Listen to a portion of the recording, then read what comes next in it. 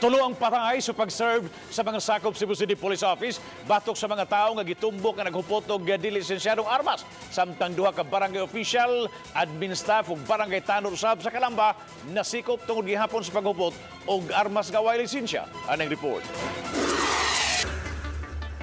Sana po ka mga search warrant o patini giserve sa Cebu City Police Office sa Barangay Calamba. Usa ka search warrant alang kang Calamba Barangay Captain Victor Quijano, usa alang kang Konsehal Ramsey Mercado, usa alang sub kang Flor Quijano, admin staff ug ang ikaupat iya ni Anthony Hingoyon, usa ka barangay tanod. Kaganihang udto gipaubos ang upat sa booking procedure sa Station 6 human masikop.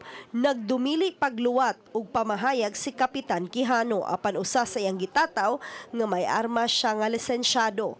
Ang kapitan, konsehal ug laing duha ka mga kawani sa barangay nahibog na lang nganong aduna nay mga armas nga nakuha sa ilang panimay. Mupatawag ra hinuon sila og press conference human sila makapiyansa.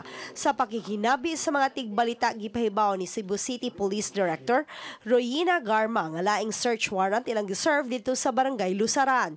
Sa hitabo, usa ka pulis ang naangol ug tulo ang nakalas. Giila ang nakalas nga si Agustin Partulan, barangay Tanod, nakalas usab ang laing tanod nga si Renato Gukong ug ang iyang asawa nga si Emma Gukong. Gitumbok ni Garma si Gukong nga mipusil og una sa mga pulis nga nag-serve sa search warrant.